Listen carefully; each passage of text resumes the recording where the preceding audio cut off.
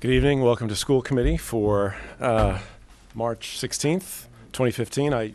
My watch is in for repair, so I don't know what day it is, unfortunately. I always look like this. And so we'll start this evening with minutes. We have minutes from a couple of meetings. One we held in abeyance and the most recent, so February 23rd and March 2nd. We'll take a motion for the minutes of February 23rd, please. Make a motion to approve the minutes of February 23rd, 2015 meeting. Is there a second? I'll second. Any discussion on the minutes? All those in favor? Aye. Aye. Any opposed? Minutes for March 2nd, 2015. Make a motion to approve the minutes of March 2nd, 2015. I'll second. Second. Any discussion? I had a Liza? comment. On the second page, toward the bottom, it says, it was voted to schedule school for an extended day on Good Friday. And I thought we had talked about the early release. Yes. That definition of extended, to me, it means going to like No, 5 we should PM, correct but, We should but- correct it and use the yeah. same language Yeah. in the MOA, which is a 2-hour early release. which is what I remember us talking about. Mm-hmm. So more for clarity than. Yeah, no, that's a good Yep. point. Where Which is that? paragraph is that? So it's toward the bottom third of the second page. So 6 point, 6.4, the last Yeah. one, it was voted. So the second one that says it was voted to schedule school for an extended Extended day on Good So I Friday. think it we were talking changed about to- whether it would be a half-day or not, and I typically say we don't go half-days, we go an extended day, and it's a 2-hour early release. But the 2-hour early Yeah, release is the that's- it would be key. the Yeah. same as a Saturday, a release, Exactly. Yeah. release Yeah, day. they're So, both the same kind of To day. me, I think that's clear Yeah, to it is. everyone. Yeah. So it should be, I think, that's a good schedule school catch, for an thank you. early release day on Good Friday. 2-hour early release. 2-hour Yeah. early release. Oh, okay, just when we describe the PRS, it doesn't say 2-hour early release, it just says Right. early release. Yeah. So, We can I say the think we same talked thing. Consistent, about early yeah. release, and then the specifics, we get into.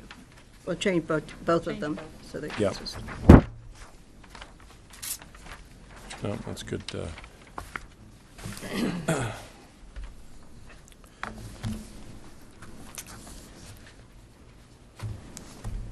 Right, and these, and that's actually a good catch. And those are, changes like that are important if, when you're reviewing them over the weekend, assuming you could do it before Monday, very often if we can make changes like that, Pam can do it on Monday and we can have the minutes ready to go on Monday night. So, but that's a good catch. Any other comments on the minutes? No? We had a motion and a second. No discussion. All those in favor? Aye. Aye. Any opposed? Thank you. Okay. Communications. Brad, welcome. I bet you have some news. So obviously last night was the boys varsity hockey finals game, which they won in the last minute and 21 seconds. Kind of mirrored the girls' soccer game. They were both faced against an Arlington school and won it within the last few minutes. And the boys won the MIAA Division I state championships. And they broke the tie in the last 2 minutes to win the game 3-2. Recommendations were completed last Friday, and today through this Friday, students can choose next year's courses, which already seems like that is going way too fast.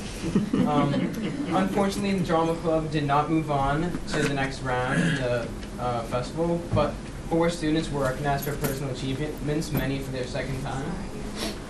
Oh, sorry. I just didn't want it to pop up. Alright. So, recognized for a second time were Chris McDonald and Hallie Nowicki for an Outstanding Actors Award, and this time Cole Thompson was also recognized. And for a second time, Emma Gilmore was also recognized for her sound design. In other sports news, girls golf is starting up at the middle school today due to snow. Also, boys baseball started up today in the gym, only for seniors and juniors, and freshmen and sophomores finished paperwork and were to discuss how to solve the snow problem. The robotics team did very well at the last competition. They placed 10th of 40 at the North Shore Robotics event. and we'll be moving on to the Northeastern District event on the 27th and 28th at Matthews Arena in Northeastern University. Hingham Antique Show will be the 21st and 22nd, which is going to be sponsored by the class of 2017. The Talent Expo is tomorrow night at 7 o'clock at the high school, and the Antique Show is at the middle school, if I forgot that. And Greenwood will start on the 27th, and ELA for MCAS for sophomores will be coming up, and that will include the dreaded long con. Any questions or comments? Thank you. Thank you, Brian. Any other communications? No, they're not. Questions and comments from anyone in the audience? Anything not on the agenda? Make sure you please sign in, if you would. Anyone has any comments or questions while we go through the agenda, please feel free, raise your hand. We'll have you come up and participate. That'd be great. Superintendent's report? Yes, I included in the packet that you received tonight the March enrollment, very slight difference from the month before. This will be important as we move on. We use the October 1 enrollments every year for looking at longitudinal data, year to year, year over year comparisons. We use the December data for generating the budget, but we use the live month for doing our scheduling in terms of determining how many sections and class size and teaching assignments and all of that. And so that usually happens the first week in May, and we will be using that enrollment.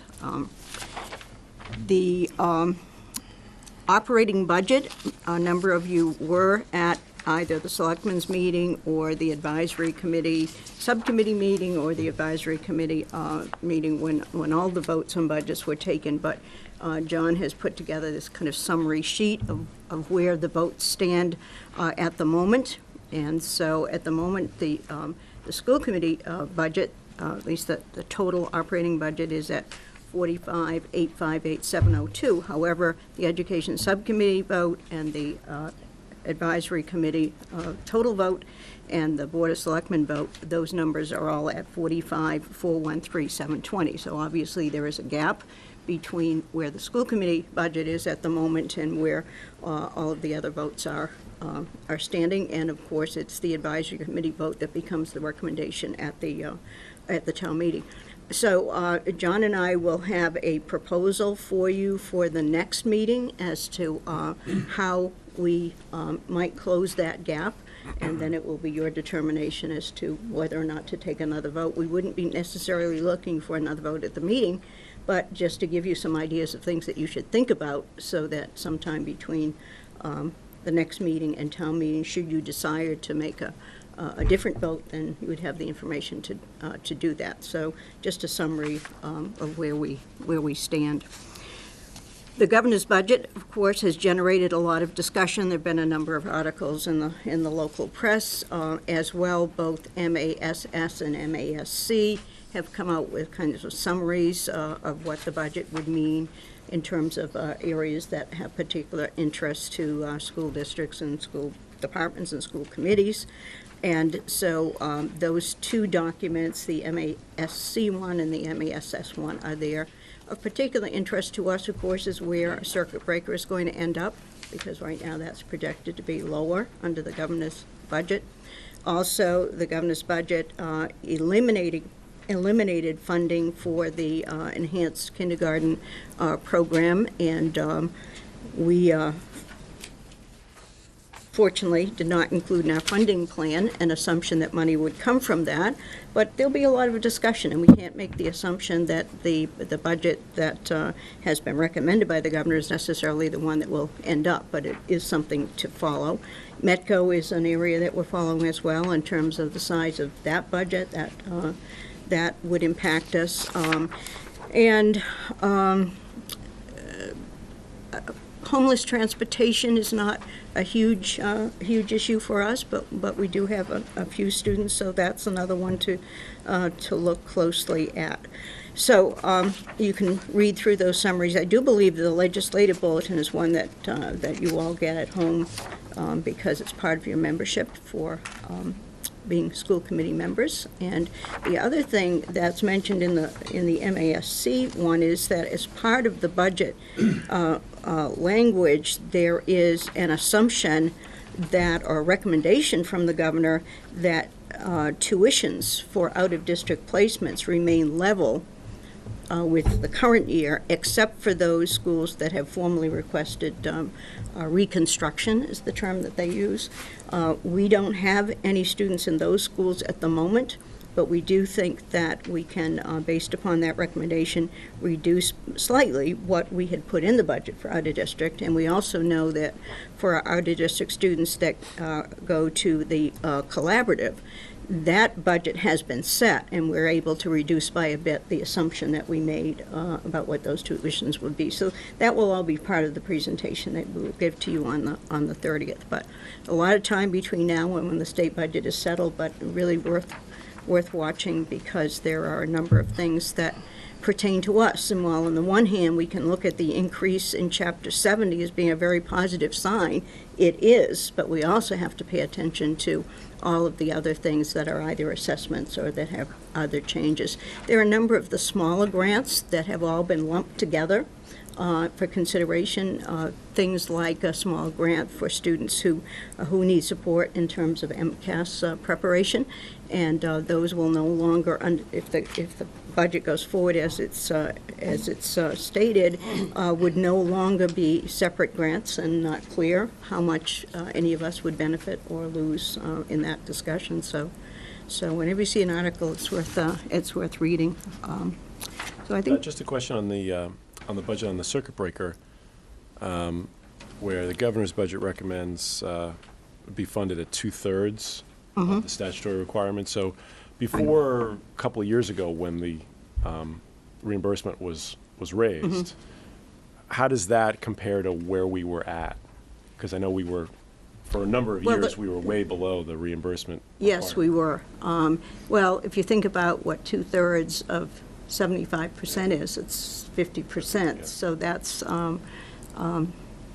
something I believe that both MASS and MASC will advocate for being funded more fully, but that would not be a good thing. I think back in the ARA days, when we had ARA, they had dropped it down to 38%, I think, and 42%. I think they had 2 years, one was at 38 and one was at 42. So those were, after 2008, there were a couple of years where it just really got slashed. We've been running at about 72, and sometimes there's a supplemental at the end of the year to bring it up to about 75.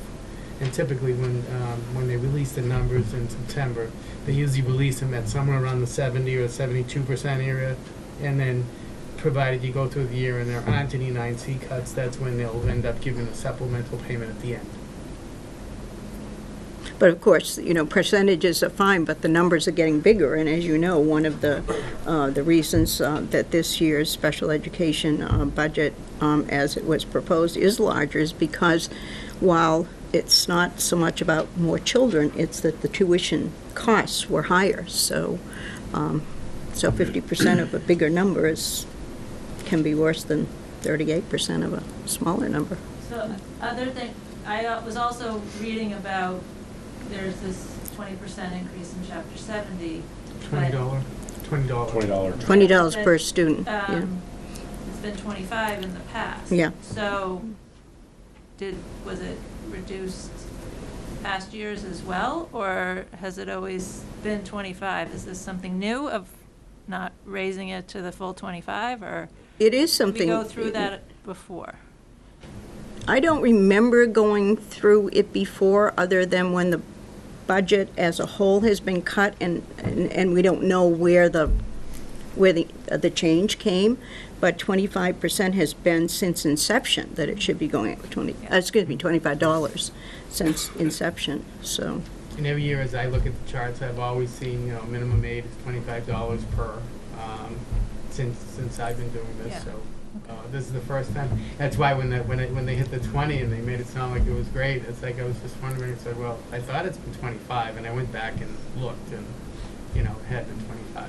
And that's some of what I've been reading on the mask listserv So I encourage maybe all of us, when we talk about the budgets, is there something we want to bring to Garrett Bradley, Bob Headland, of our view on this and what we think is important when they're Actually- deliberating as well, so. Actually, around this time of year, don't we normally get a visit from Bob and, I in think this it's a case, little Jimmy? delayed. and- I actually talked to Garrett last week. I think it's just a little delayed because the budget Mhm, rollout was was first was time, delayed. yeah.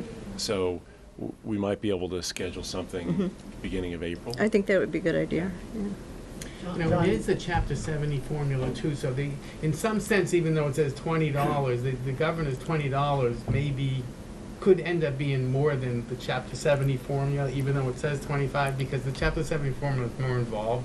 Yeah. And they have all these other pieces of aid, and sometimes one piece of aid will take away from another piece of aid. So net, it's really hard to say, is this an increase that's significant, or is it about the same? Right. You know? Well, or is it less? Or is it less? In fact. Very difficult. Which is more of what I've been hearing than, I is mean, it off the necessarily more? cuff, I would say this is less, but then everything feeds into the Chapter 70 formula, which is just an allocation method Yeah. of taking the whole dollars in aid and trying to equally proportion it or distribute it amongst the 361 towns. So, I was at a meeting last week with other superintendents, and one of them pointed out something that I hadn't thought a lot about. I read the part about a lot of the smaller grants being put together in one package, and most of them were not grants that we apply for because we don't qualify for the criteria. But for people who take advantage of many of those that are designed for folks with a lower socioeconomic status, that was going to in itself be a pretty big hit, where for us it was not because we don't get all of those grants. So when you put together for the next meeting, where we might have to go with this roughly $400,000 cut, I think we also need to know if circuit breaker looks like it's still heading in this direction, what difference that would be, because presumably both the AdCom and the Board of Selectmen fully funded the special ed part of the budget. So if something comes out of that circuit breaker piece, presumably they would also recommend that be made up. yeah, for the 16 budget, Dennis, we already have that circuit breaker money. That'll be subject to any 9C cuts that may occur this year. So that'll be, the circuit breaker reduction, it would be based on a 17 budget, really. Okay, for so what we would this get. this reduction from 75% to something less than that won't affect. The coming year, no, it won't. 17, and then Yeah. we'll at least have time to Okay, plan thank for it. The next year we'll have to, Yes, Take that into yes, we account, would. right? Right, I mean, it's a significant event. It's the thing is, it's not impacting our planning for 16 at this time. Anything else, Tom? Yes, no. Any other questions? Tom? Okay. Great. Oh, I didn't give I'm sorry, the full-day kindergarten. Oh, right. Update. right. So a couple of things there. One is that the enrollment period starts tomorrow for the September 2015 class, and the packets are all in the buildings. You know, I said in the other day in a memo, I feel like an expectant mom, that now, you know, the rubber hits the road, and all of our predictions about how many students we might expect and how many, whether the funding plan that we have for the budget is going to be on target, based upon the preliminary survey we did. But anyway, it's tomorrow. The packet that's going home to parents is really in two parts this year. One is very much like the packet that they fill out every year with information about the child, preschool information, health information, all of that. But then there's a separate supplementary piece that deals specifically with the funding piece, the tuition, and determining what that is and what the scale is and so on. So we're excited about that. We are doing this week 2 more information sessions, and these aren't targeted to people who've perhaps come to other sessions and are well aware of what the plan is, more for people who are kind of on the fence, not quite sure about, perhaps first-time parents through kindergarten, are not quite sure about the process, not quite sure about how to make a decision for their child. So one of those sessions will be tomorrow morning here at 9:30, and it will be with Ellen and me Mary. and Mary Eastwood and Not Liz, she can't go. Okay. Should be there Thursday. And it'll be more a question and answer kind of thing. There will be a similar presentation for the same intended audience, and that will be on Thursday night at the middle school in the library at 7 p.m. So hopefully anybody that has some concerns or issues, anyone, of course, is welcome, but we're really trying to focus on those folks that are trying to make an important decision. Our sliding scale from the last time I think we met had been approved by the state, so that's a good thing. Whether or not we need to have it approved, depending upon what happens with whether the grant is in place or not, is still to be determined, but it was approved, and we've had a wonderful committee, and particularly in terms of doing outreach and problem solving and editing our documents and so on. We did send a letter, as we had promised to do, to all of our Hingham preschool parents in the integrated program, explaining what the formally integrated kindergarten would look like under the full-day model. So I think we've done all the things we said we would do, and now we're going to wait for a month and hope that the numbers are similar to what we saw in the preliminary survey. So pretty exciting, I think. How does the uncertainty about the grant affect the letter of assurance that? Well, we haven't gotten any guidance since that statement appeared as part of the budget that the grants would be terminated. So my feeling is that right now, unless someone is chasing us to sign a letter of assurance, that we just wait. My guess is that they know less, perhaps, at the department about what's happening than probably about as much as we know, which is we'll have to see. So no one has chased after us at this point, and so I don't think we should be looking at signing the grant. Meanwhile, we're moving forward with making the purchases that have to do with the grant at hand. All right. Move on to new business. So Irma Lauder has joined us. Irma is the chair of the Board of Selectmen, has joined us as is custom because we are here to vote on, I think, the final memorandum of agreement with the unions. This is the bus drivers union, which was settled a number of months ago, just putting the agreement together and getting it finalized and signed and ratified by the bus drivers took some time. So Carol, do you want to? Sure. So very happy to present this. We had a lot of back and forth. We had good conversations. Certainly our bus drivers and van drivers, which this covers, plays a very important role, getting our kids, picking them up in the morning, getting them to school and back again safely. It does include some market adjustments for the bus drivers. We did sort of an analysis of what drivers were getting on the South Shore, and we were a little under, and some of our drivers were coming here and getting trained and then going elsewhere. So rather than lose that talent, we thought we would make every attempt to have them remain. So we do have some adjustments, and then a 2% across the board increase as the other unions have. We also reviewed and tweaked our absenteeism and at-fault policies, and additionally expanded our safe driver and attendance bonus programs as part of this package. So we are we're very happy with it, and hope you'll all support it tonight. Irma, I think you got a copy of it ahead of time. I did. Any questions? No, Dr. Gallo, as always, went through it with me in great detail, so you don't have to suffer through my 20 questions.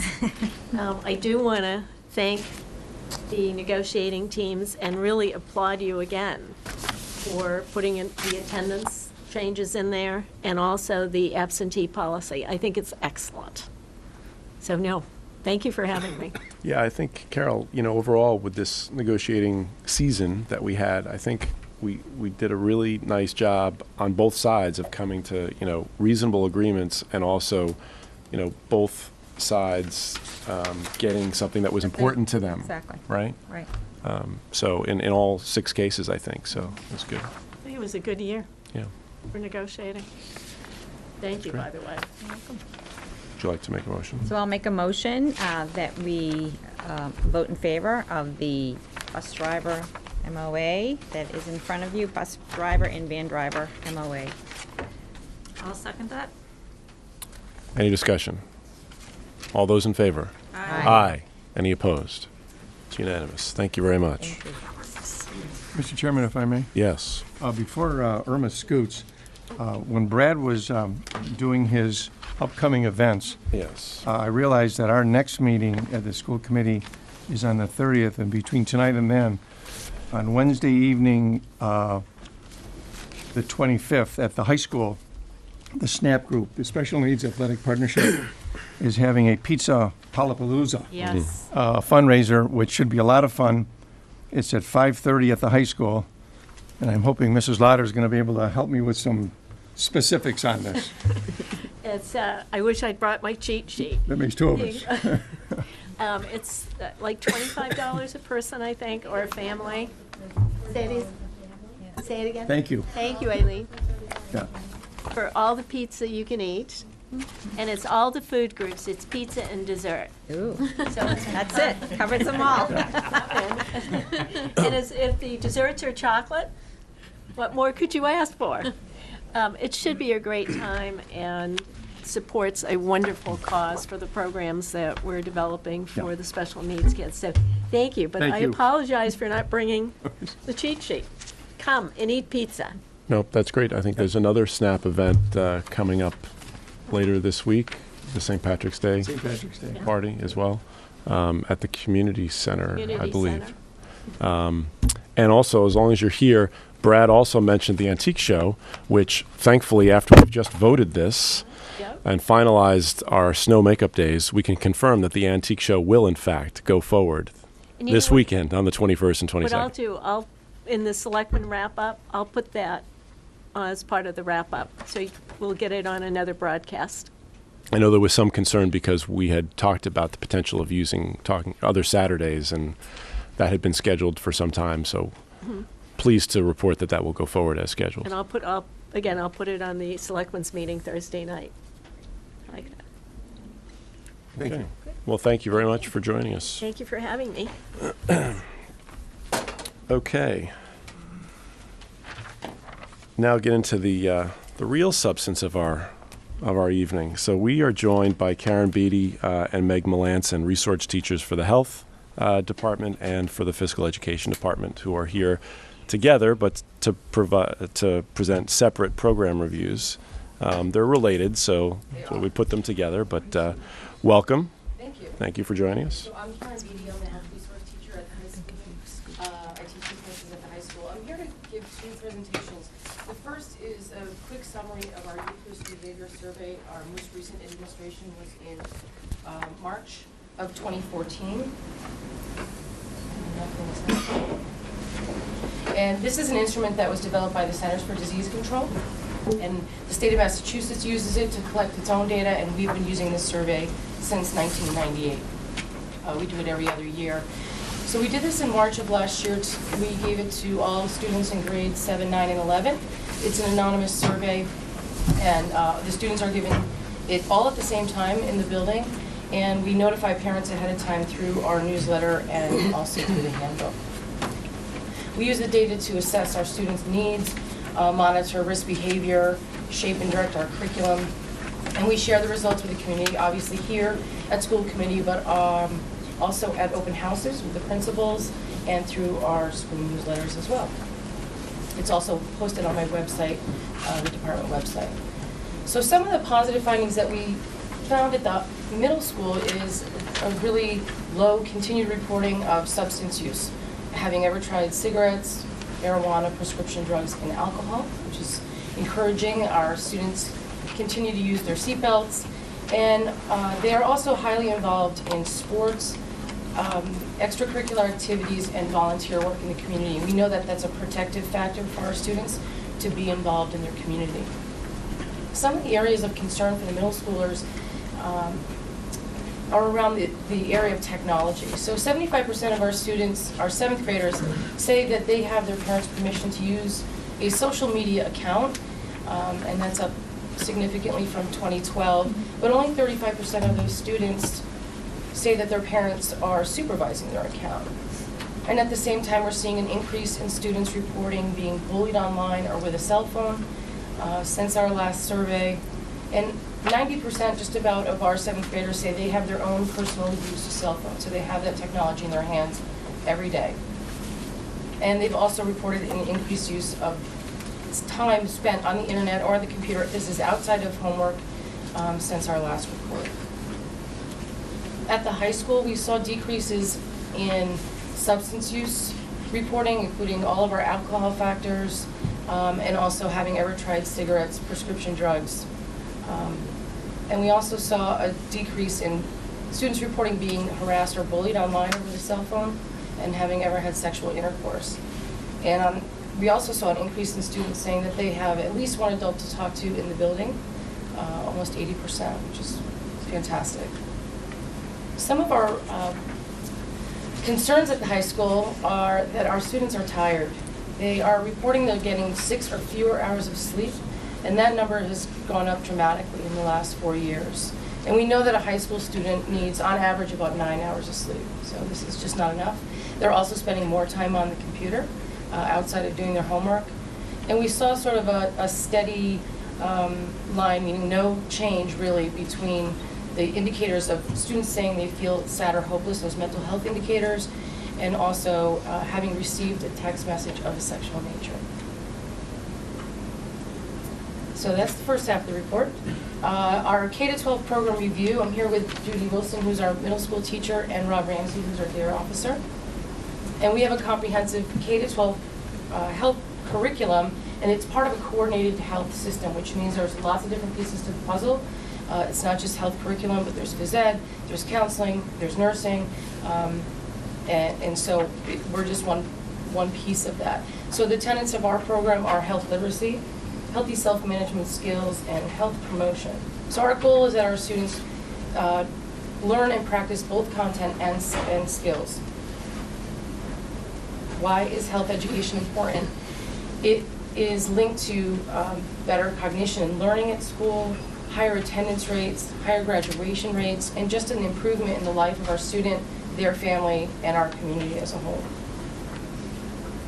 At the elementary level, there are some major themes that are covered, including health habits and hygiene, safety, nutrition, substance prevention, and growth and development. So the classroom teachers do a lot of instruction on some of those topics, and then it's also supported by different pieces being done by the nurses, by our safety officer, by our physical education teachers, and guest speakers when appropriate. We have a safety officer back, we didn't have for a couple of years, and now we do, and which is fantastic. He's covering those safety topics that are so important to the youngsters, so stranger danger, bus and train safety, some of the seasonal safety issues, drug and alcohol awareness, and he's also focusing this year on internet safety and providing programs for the parents as well. At the middle school level, in grade 6, all 6th graders go through the DARE program with Officer Ramsey. They have about 18 class sessions with him in a term, and at the end of the year, the students go through a culminating event, all the 6th graders who participate in DARE. In grades 7 and 8, they have a term of health. It's part of the year-long health and phys ed course. One term is health. It's taught by Judy Wilson, and they get a separate grade that term for health, different than phys ed. So we have, the kids are mixed together, they're 7th and 8th graders in those classes, so we use an odd year, even year curriculum at the middle school. So the even year topics include some DARE booster lessons.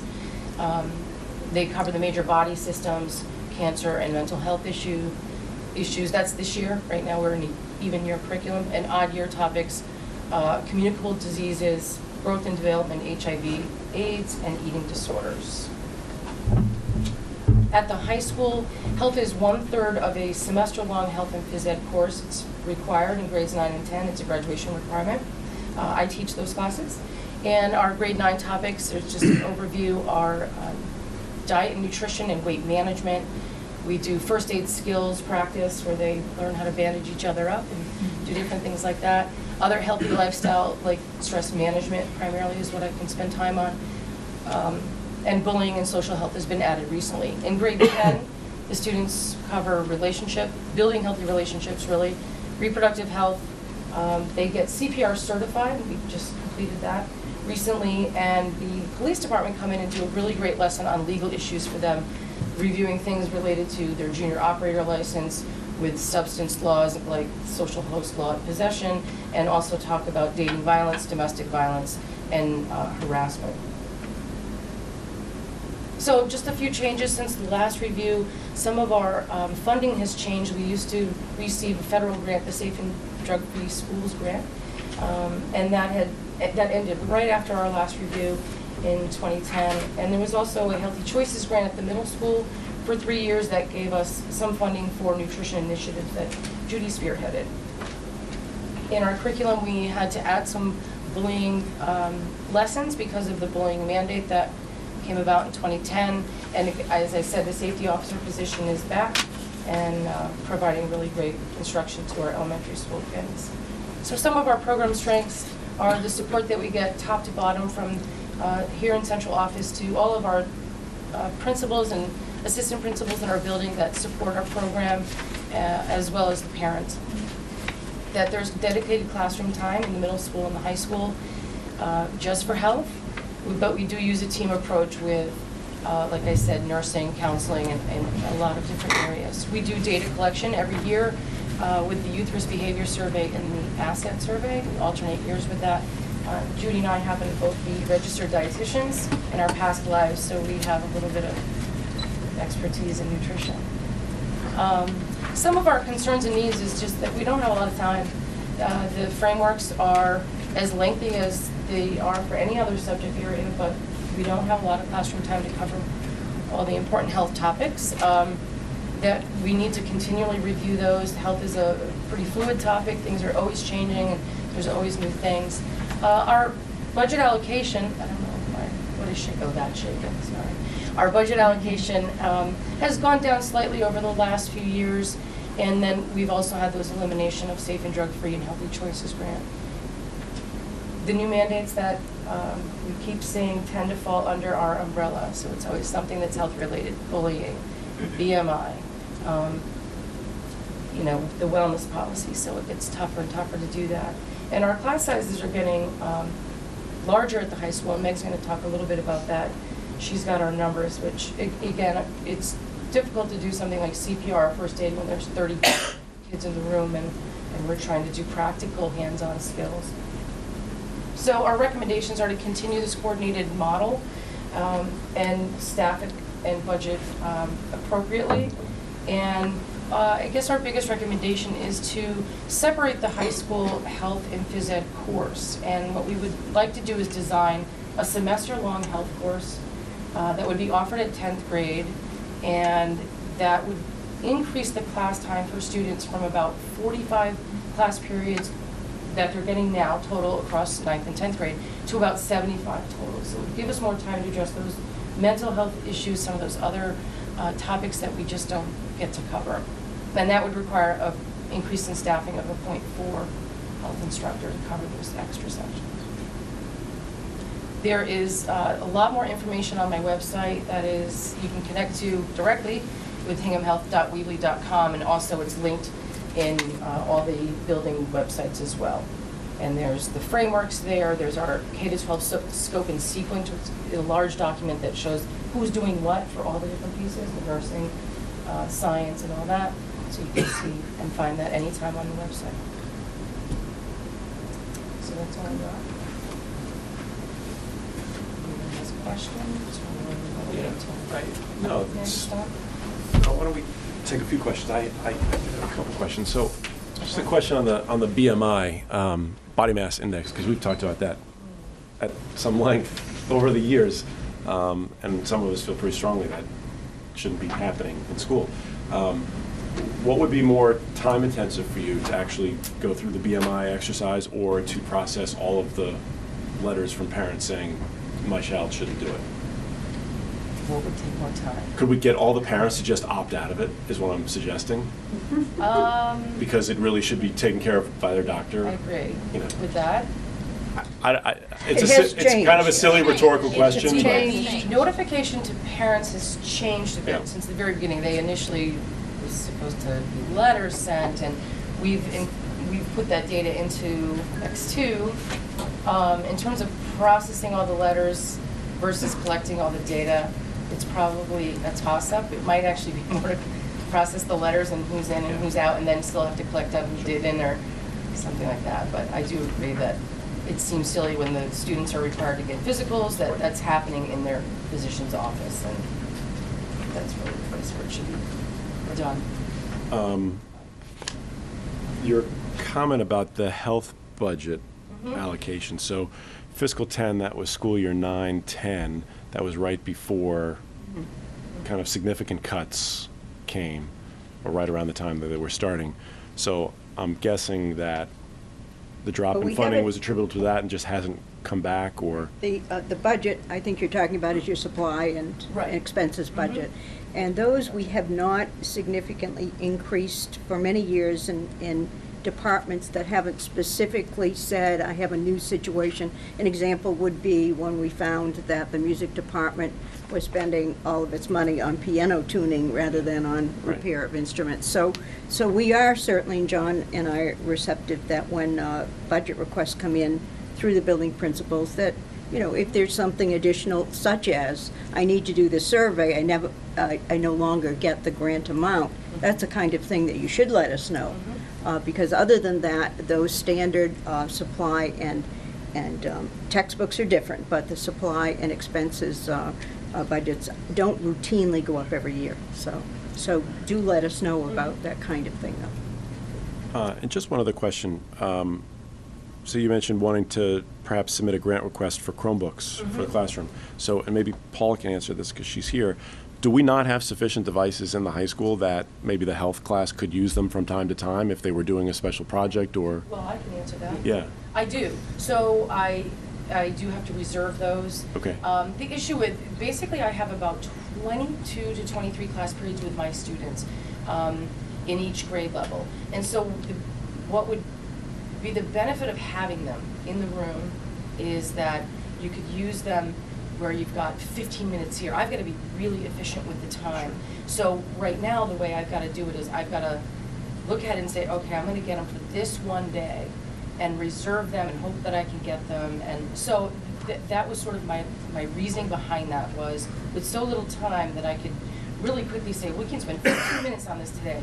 Really quickly, let's do this one little thing. And then tomorrow, whereas now it's got to be really scheduled out and hope to get the reservation. And the ability to have that flexibility would be a Yes. valuable way to deliver the curriculum. It would be really So the reason why I emphasize this is because Tom Piles is sitting in the audience, and, you know, I think the school committee as a whole has really taken a tremendous focus on technology over the last few years. And we spent a lot of time on it. We put a lot of money into it, and particularly at the high school, I know, and we're still working to get to where I think we want to be at some point. And, you know, if this is a perfect example of a way that technology can be used that may not be, you know, someone could say, oh, well, if you don't have it, can you still get a decent class? Well, yes, you can, but this adds tremendous value, and I don't think that can be discounted.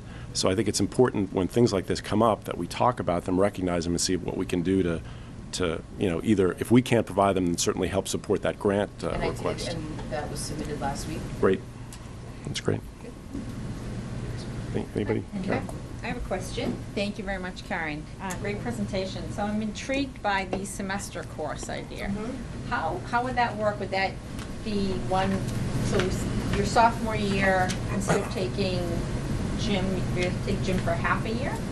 Or phys ed, and then you would have the health course for half? Or is this like a whole new elective superimposed on the elective system? It's not a whole new elective, so it would be combining the material that we do for 9th and 10th right now, and then Right. giving us time to do additional things.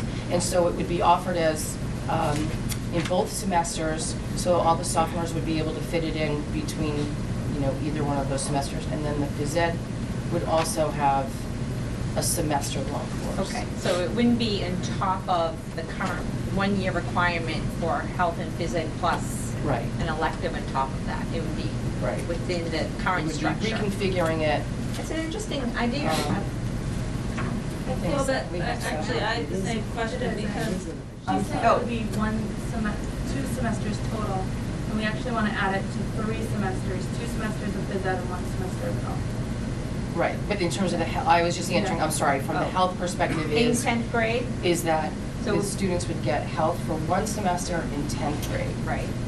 So they would no longer have it in 9th grade, because we will be pulling that. So I was just speaking on, in terms of the But health. then in 10th impact. grade, how many semesters of phys ed would they have? 1. One. Okay. But how would that work with sophomores who are taking a lab course or music or? Well, with additional staff, we'd have it available basically every block. And so there'd be more, right now, we don't, because there's not enough people. So there would be one in every single block. It would be offered in every block, so they should be able to fit it in. Right now, honestly, we always have a handful of upperclassmen. Like, I've got upperclassmen in my sophomore classes right now, because they couldn't fit what we currently do this year. So that happens periodically, but it's not something that would happen with. But it is an additional semester requirement that would bump For the against students. something else, I guess. But it would fall within the current Right. They already are in 1 health. year. They're already in health and phys ed for the entire year. No. No. No, they're only have 1 semester each year. Currently, right now, we have all the 9th graders first semester. Right. All the 10th graders second semester. Right. So if we made that change, they would be offered those both semesters. Okay. So you can have sophomores in the first half of the year or the second half. So I think So the that's- question I'm getting to, does it cut into other electives the kids want to take? No. Because it's, right? Yeah. Can I, yeah, maybe I can clarify that this would be part of Should you come a, up? You should. probably The folks at home are come up. interested in this. Have another. It's course selection time. This is important Yeah. stuff. Sure. And Paul, it's live television, come on now. actually Karen is forcing me to preview something that's in the planning stages. Correct. We So what we would be understand. looking at would be reconfiguring our graduation requirements. Okay. And looking at maybe a course that was very timely 10 years ago, but maybe isn't as timely now. I'm thinking of computer applications. So Right. we would look at that. Is that needed the way it was? I'm not sure that it is, but we're in the process of investigating that. So what we would like to do is next year, take a hard look at that. Karen is going to do some curriculum work. You maybe saw that in my budget requests.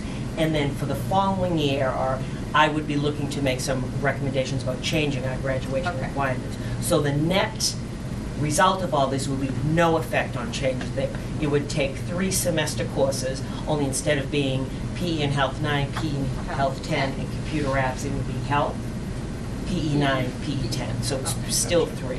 Right. So Okay. it wouldn't dramatically cut in on anyone's choices. That's where I was going, thank That you. makes sense. I wasn't sure. I've got the big But picture. bringing I'm up the sorry, I'm computer not apps thing, I was here. like, No, no, oh. I had the exact same. So that's where you find, because we talked about going from 45 to 75 sessions, Right. that's where you get the additional 30 sessions. And Paula mentioned a request she had, planning for this as part of the budget. We didn't put it into the budget because Ellen and I felt that that kind of planning can fall under our regular professional development budget. So still, we would be expecting that they would want to do some planning, like a and we would great fund idea. it that way. That's great. Any other questions, Liza? I had one other, to follow up on Ray's comment about the Chromebooks. So as we talk about technology, we have talked about in the high school, what if it was a bring your own device policy so that the kids, they have smartphones and we'd have a supply for those students that don't have their own device. But would that be an efficient policy for you in your class, that knowing that every student is carrying a device with them, then they'd be prepared in the class to open up the internet and gain access? Or are you thinking you want everybody on a Chromebook? Well, so that if they have their own device, and some do, that's fantastic. A phone is not really going to do it. That in terms of what I'm going to try to do curriculum-wise, a phone is just you can't see it. Yeah. So in terms of practicality, Okay. I can't use that. Can't do it that way. So they all have those devices. Yeah. A few of them do carry laptops or Chromebook types of things, and that would be fine. If they could bring their own, that would be fantastic. But in terms of having that guarantee, you know, where you think, okay, if half the class is gonna show up with them and then they don't, then what do you do? Yep. It's just, Yeah. it's tricky. No, and that's part of our dilemma. If we would establish a policy like that, how do we make sure that everyone is covered? But, you know, just considering all the different options out there, the right way to move forward, just had that was my thought on the same request, so. Okay, that's it. Dennis. Well, I had a question on the sleep thing you mentioned for the high school. So, are you aware of, or perhaps you could look into finding some research that's been done? Because anecdotally, people feel one way or the other, well, you know, if you start later in the morning, then the kids will just stay up later at night, kind of thing. But I think it wasn't too long ago, there was research came out of the Surgeon General's office or wherever that talked about kids need 8 hours a night, or, you know, at that age, 8.5 hours a night, whatever it is. So I'd be interested to know if, in fact, we looked at, I know there are logistical reasons that make it very difficult, but if we looked at delaying the start time in the high school to a later time. We've already We done did that I mean, already. We did that a number of years ago. We It would started. have to be later than it is. If they're only getting 6 hours of sleep now, there's only two ways to get it. Either wake up later in the morning, or you go to sleep earlier at night, okay? Or you So- could stop texting the 1.5 to 2 Exactly. hours a day. Exactly. Which is the point of my question. If we find out that the reason kids are only getting 6 hours sleep is not because they're finishing their homework at 11 o'clock and going to sleep but have to get up at 6 o'clock in the morning, or is it because there is time that's not being utilized? So perhaps there is some research that is out there that says, you know, if start times are moved back, that kids do in fact get more sleep, or, you know, 5% of the kids get more sleep and 95% of the kids decide, gee, I'll stay up an extra half hour. So Dennis, the answer to that is, and I think we mentioned this briefly back in the fall, so the American Academy of Pediatrics, I keep silly things in my bag. I don't know why I do, but I do. Here it is. American Academy of Pediatrics, let them sleep. Right. AAP recommends delaying start times of middle and high schools to combat teen sleep deprivation. So they did in fact do a study, and moving the start times was something that they recommended in order for high schoolers to get 8.5 to 9.5 hours. 9 hours, that's remarkable. I couldn't imagine getting 9 hours of sleep as a high It would feel schooler. great. Wouldn't it feel great? No, I can't remember the last time I slept that much. I'm familiar with the research. What I'm looking at is there any research that shows if you move the start time back to 9 o'clock, for example, do kids get an extra hour of sleep or not? Actually, I can probably answer that. Most investigations I deal with, they're all testing at 2, 3 a.m. in the morning. They're up at night testing. That's the problem. I mean, I think when we, you know, I was here when our first class started at 7:20, and when we moved the start time up to 8 o'clock, and, you know, anecdotally, I saw a difference in my students. Yeah. At least starting a little bit later. So starting another hour later, you know, I don't know. I don't really know. And I think the problem is it causes a huge ripple effect with things like sports. So we had it was tough enough. I know when we made that transition, it caused some adjustment. So it's not just giving them an hour. It causes an awful lot of other changes too. And our bus I mean, I schedule, think it's- elementary. No, I understand I that. think some of them, I do. I think some of them would feel better. I know other students that are, you know, morning people, and they're up and at 'em, and they're in that building, you know, at 7 o'clock.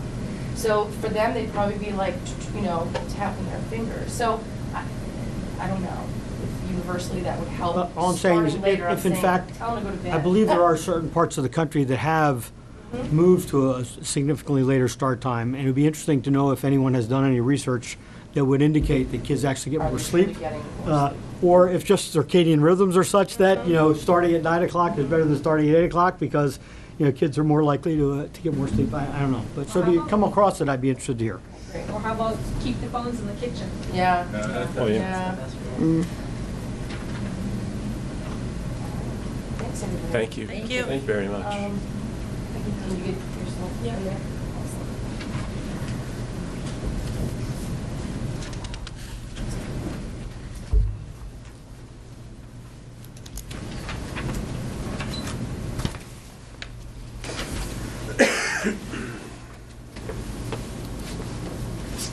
How are you?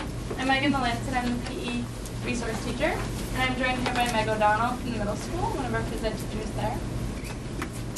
Our staff, we have Chris Davidson at Foster, Plymouth River is Erica Willett, South is Eugene Bazinski, East shares all three of those for 5 days. They get 2 days of 2 teachers and 1 day of another.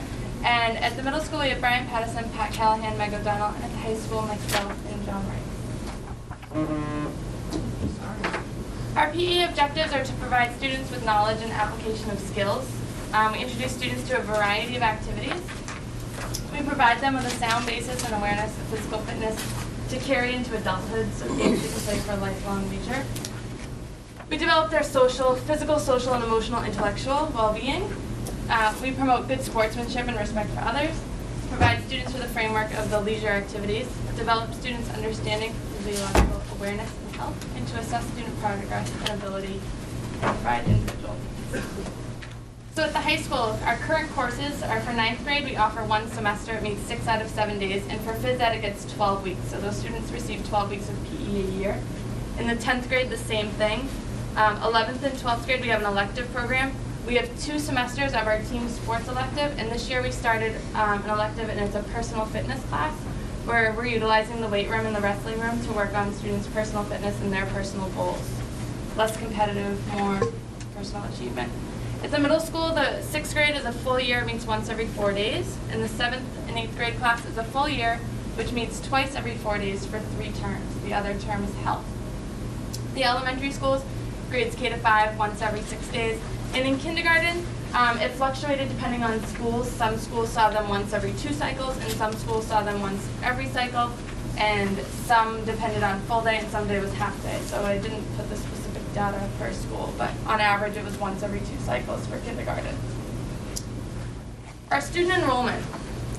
Obviously we all know our K to 5, there's 97 classes. The class averages were between 16 and 25, totaling just under 2,000. The 6th grade has 8 sections of 6th grade phys ed and health, and that's 49 students over 2 teachers. So their class average is about 25. And then in 7th and 8th grade, it's 10 sections, and the class average turns out to be 63.5. And that's 3 teachers, because that includes the health teacher in there. For high school, for 9th grade right now, we have 13 sections in the fall semester. Class average was 26 students. I'm telling you, we had some sections at 20 and some sections were maxed out at 30. So when you have 60 kids, because we have 2 sections, in the gym at a time, the class sizes look very different. You can have a class in the gym that's 40 kids total and a class in the gym that's 60 kids total. So those class sizes can change. For 10th grade, we have 12 sections, so the class average is 25, a little bit lower, which allows us to teach that section of personal fitness. So I teach the personal fitness class in 4 10th grade classes right now. 11th and 12th grade, the team sports, we have 2 sections. They're both full at 30 students each. And then the personal fitness, it's actually up to 9 since I did the slideshow. 2 students added into it. So this is our projection, and I know that we were always talking about the projection of what's going to happen when the 5th grade gets to the high school. So here you can actually see it on our chart. And in 2018 and 2019, our class averages will be 32 students for our sophomore classes. And 32 students is a challenge. When you have 64 in the gym and you're suddenly trying to play volleyball and you've only got court space for 6 teams to play, we don't play with 10 kids on a team. We play with 6 or 7 kids on a team because they're getting more touches on the ball. So when you're doing a volleyball unit, you've got more teams sitting out to watch. Yes, we can put them to work and they can be referees, but they're not getting the physical activity doing that. So you can see the gray is our freshman class, and that will be just hovering at 30. So the flexibility there, right now, again, we have some classes at 20 and some classes at 30. This would be every class, every section, 13 sections at 32 students, and then 12 sections at 32 students, and then 13 sections at just under 30. So some changes since 2011. The PE department attended specific professional development. Myself and the middle school teachers went to the archery center down on 53 and got USTA certified, which is great for archery, not USTA, US Archery Certified, which is great for our archery ranges. It taught us about better archery safety and what we can do to increase student involvement and safety on the range. Because both myself and the high school, ever since the Hunger Games came out, the elective program for archery, kids are choosing to go to archery over tennis. And I've got 40 kids in archery and 15 kids might choose tennis. So it's definitely something that they're very interested in now. Actually, the middle school is promoting intramurals with this with the archery center, and they've got, a large group of kids going in the afternoon there. We also had USTA, the United States Tennis Group, that came in. They came in for a half day in November, and they did an in-service for us for 2 hours. And it was great because they brought in different equipment that we wouldn't have ever used, and we could play smaller games inside. We did with equipment we already have, and with these smaller foam bounce balls, everybody could hit the ball. It was a very competitive day for us. Erica Willette was hired at PRS a few years ago. She's brought great enthusiasm to our program. Class sizes, again, have increased from 19 to 30 students. Most of the 30 classes are at Hingham High School.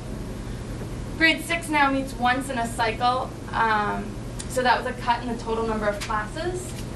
We've expanded the activities at the middle school, including the fitness center, and they've also added racket sports this year. Now that they have reduced the number of kids in their gymnasium with the fitness center, they can focus on other units to add. And then once the tennis courts are completed, they'll add that in as well. The push towards personal wellness at all levels, that's something that we've all focused on. At the high school, we focus on it during our warm-up specifically. They get a lot of stretching, a lot of core workout, things that they will need for the rest of their life. The multi-purpose field at the high school has added a lot to our program. Not right now, but once it's cleared, we'll be able to go outside longer. We were outside until mid-November. As long as the kids dressed in sweatshirts, we were out there. We didn't have to worry about, muddy grass, puddles in the field. We knew that surface was going to be the same every class we went out. We also were able to set up more fields. So for our touch football unit that we do, we actually had 3 to 4 fields set up on that field. So we had a lot of students participating at a time. Locks and lockers at the high school has been a great addition, especially in the boys' room. We started off with the PTO funding us the money for locks, and our theft has gone down because now every student in class has their own lock and locker. They can keep their stuff there. We have not had an iPhone stolen or a wallet. We've had some people that left their wallet in an unlocked locker, but they left the lock on it and didn't lock it. We are anticipating that we will need more lockers, and especially in the boys' room, with the upcoming rise of class sizes coming in. And our new personal fitness class that we've added, again, focuses on individual fitness and achieving personal goals.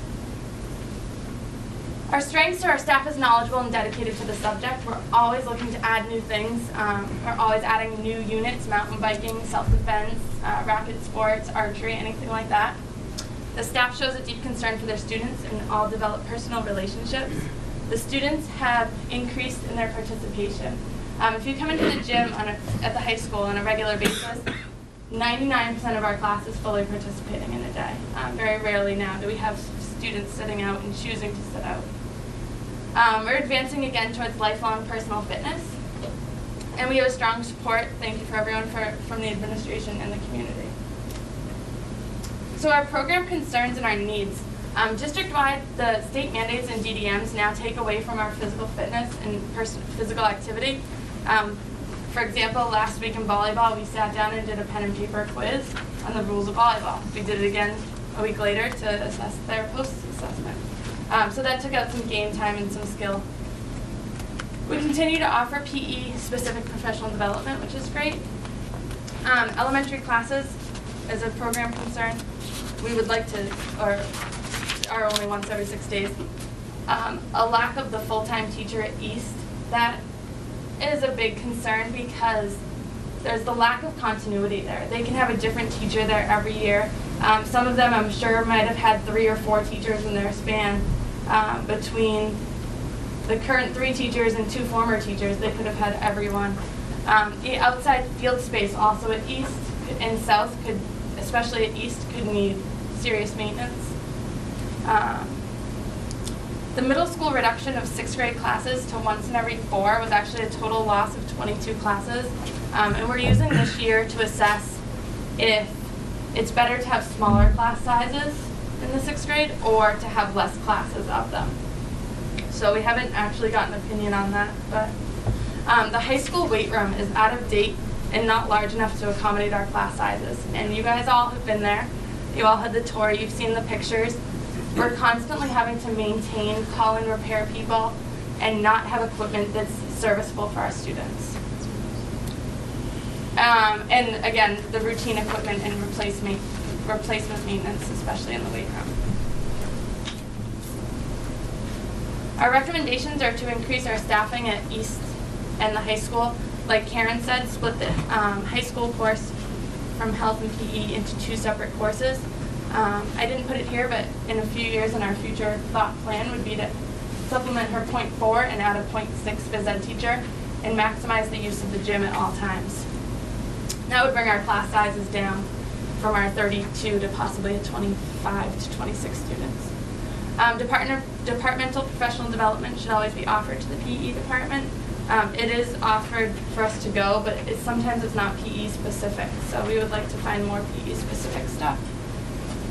We'd like to increase elementary classes to 2 periods per cycle if there's possibility of increasing the staffing at East, and that might not be guaranteed to do for every grade, but maybe 5th grade to get them ready to go to 6th grade, where if they go once every 6 days or twice every 6 days, it would be closer to the once every 4 days at the middle school. We'd like to create usable field space at all elementary schools and expand the size and update the equipment at the Hingham High School weight room. And that's it. And I'll take any questions. Thanks, Meg. That's great. Let me just start by saying, so you've got 6 recommendations there. Yeah. So we can address half of them right now. Okay. So, number 1, I believe we're committed to funding the full-time PE teacher for the elementary level, right? So that's... Yeah, and it wouldn't necessarily be East. It would be 1 person for each building, so Yes. Right. the equivalent Well, of East doing is our that. traveling school right now. Right. The second is outside field space. There is money in the capital budget for work at East Okay. School, so hope to get that going next summer, right? And the third is the weight room. There is money in the capital budget to start that process of looking at renovating, expanding into a health and wellness facility. So that's the beginning stages. It's not going to be immediate, Right. but we do have some money to kind of get that ball rolling because that's a high priority for a number of folks we know. And you're right, many of us have seen it many, many times, and it needs a lot of work. So And definitely... we could yeah. talk about the other 2 as well, because professional development, it usually isn't a matter of funding, it's usually trying to find a Finding it. program that is available and close by and all of that, so Ellen can always find the money if you find the program. We searched them out, we found some, but we're gonna find some more. And we also have started discussion at the elementary level, because, as you know, between the kindergarten budget and the regular ed budget, there are those additional specialist positions, so that we would have 1 of all 6 of the electives in each building. Our buildings are different sizes, and therefore, just teaching the once per cycle is different in each building, and there are some FTEs in some buildings in certain grades that are going to be additional, and we've talked about ways to use those so that you're fully utilizing a person, and one way is to give additional classes in something to certain grade levels, and so, that may be something that we certainly started looking at that using those FTEs instead of assigning the folks to things that aren't really in their domain, to assign them to do more teaching. Not in everything, obviously, but in some things, as you mentioned. So that's something that's at least under discussion at this point as well. Sure. I just had 2 more quick things before I hand it off. So you mentioned the DDMs and the state mandates, and you gave the example of the volleyball test. Is there another way besides sitting down and taking a paper test to? We offer a different one as well. At the high school, our 9th graders are doing a plank test of how long they can hold a plank, and which has been a miraculous growth. They start at 30 seconds and end in 10 minutes.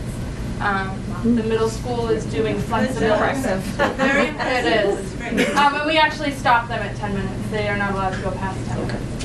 The middle school is doing strength and flexibility. They're doing push-ups and sit-ups. But just the calculations and sitting there and being like, okay, it's your turn to do your flexibility test. And the push-ups, it's like, okay, keeping track of them all and making sure that everyone is doing them the exact same way. It's just taking away from some of our other either units that we do. At the elementary school, they're doing, they do a cardiovascular test, they're doing the PACER test. And that's actually going to take away 2 out of their 30 class days to do a physical fitness test like that. They do it normally, but now we're going to do a pre and post to assess their improvement. So it's actually taking away from the 30 classes that they do get to see them for. So if we added the class periods, then they could do their DDMs in just those grades. That's true. So. That's true. That's a good point. And my last question, and not to distinguish or diminish PE from anything else, but grading starts in 3rd grade in this district. I've always had a problem with grading PE because it just doesn't seem to kind of have the same kind of criteria as other classes. I mean, you can grade it not by letter grade, you mean, right. Like pass, fail, satisfactory, unsatisfactory, needs improvement, like different kinds of categories like that. But like, how do you grade an A versus a B versus a? Well, students in the middle school does the same thing. We have a grading rubric where they come in every day. The middle school's is on a scale of 1 to 4, and ours is on a scale of 1 to 20. Our kids, it's very similar to the 1 to the 4 in this term is the ratio. But they can earn their 20 points a day for being fully cooperative, positive student in their class and participating. And then they can earn half credit by not participating in maybe their clothes not changing. So, I mean, it turns out that they'll get their number grade. I don't think that one student compared to another, if a student just does what they're asked versus the student that goes above and beyond, it shouldn't be the same pass-fail grade. There should be something that stands out for them. That's fair. Good answer. Thank you. Dan? Just real quickly on Ray's question. At the high school, Yes. when you get graded, because it is letter grade, is that in the GPA? How's that all No. tied? Okay, so it's not in the GPA. All right. Question, since we talked about BMI. On page 13 of your packet, middle school fitness assessment, test item, BMI. Do you do the BMI, and does the health do the BMI of the 6th grade, 7th grade, 8th grade, twice? The first day they arrive, we do their heights and weights, and we send the heights and weights and their birthday to the nurse, and she does the math, she does the equation, and she sends that. But we're not doing it twice, though? No. No. Okay, fair enough. Yeah. That's all I want to know.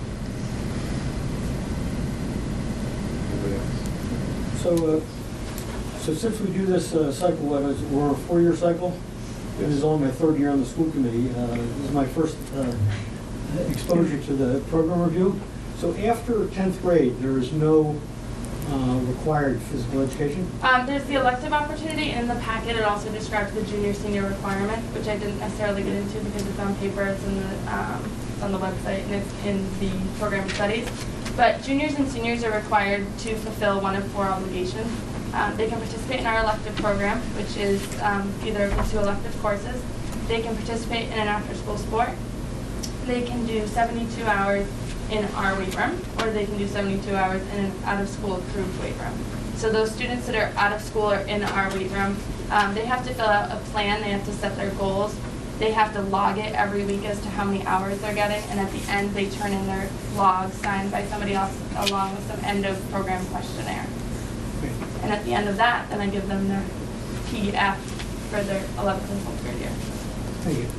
And how many of the juniors and seniors, I mean, we have a very high interscholastic sport participation rate, it's 70 whatever percent. How many of those who essentially waive out of the requirement by participating in a sport still take PE? They can still take it, right? Yes, Yeah. I would say a majority of our students that are in the elective class are, I would say 80% of them are taking it because they love physical activity and they are athletes. There's probably about 20% that are taking it because they need the requirement. And then same with my elective program, I would say more like 50 to 60% of those are taking it for the requirement. Some of them are still athletes, some of them just wanted to get their workout in during the school day, but so it just depends on which class. And I would say out of all of the students, we do actually have a large number that are going to out-of-school programs, whether it's Planet Fitness, whether it's, they have a personal trainer that their family has hired to do stuff for them and things like that. But there are a lot of people that are doing outside programs. That's great. Anybody else? Thank you very much. Everybody, thanks for coming.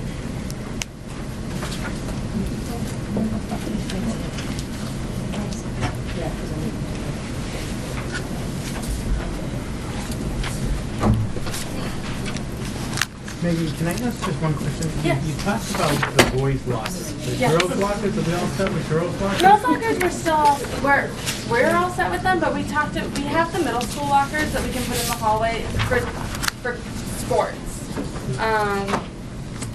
And the boys, they like the smaller ones, where the middle school ones are half size, so that's why we're gonna put them on the girls' side. I know girls' sports we lack in the locker department, but the question is also if they utilize them. But as far as phys ed lockers, there's almost 100 of the phys ed lockers for girls, but not as many for the boys. And the girls' ones are bigger, so I put 3 kids in one and 3 kids in 2. We retrofit any of the middle school lockers that were left over? We do have a plan in for that. You do? To put them on some of the benches in the hallways. Yeah. But we don't get enough. Yeah, I know it's With not the- ideal. With the old middle school ones, we won't get as many as we could get in the boys' room as the 12 by 15 inch ones that we put in a few years ago.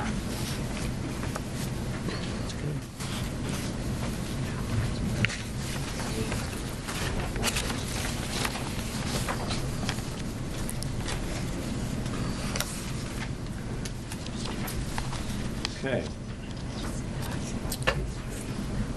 We Next on the agenda is 6.3, just to finalize the calendar for the remainder of the year, focusing on the snow days. So this afternoon, I believe, the HEA ratified the agreement that the salary negotiations team had Which you all have. worked out, which is consistent with what we had hoped to do and talked about previously, so that worked out well. But we should take a formal vote, right? Do you want Do you want to go over it? Yeah. So, we did, the union asked to impact bargain on this issue, and we did meet. And certainly the focus, I think, for all of us was instructional time for the students. And during our conversation, I certainly was reminded that we started school earlier this year. Labor Day was early, and we started on September 2nd, so we had some sort of extra days built in at the beginning of the school year. We've had MCAS tests that were delayed, so we ended up coming to an agreement that we would have the go to school on Good Friday with the 2-hour early release.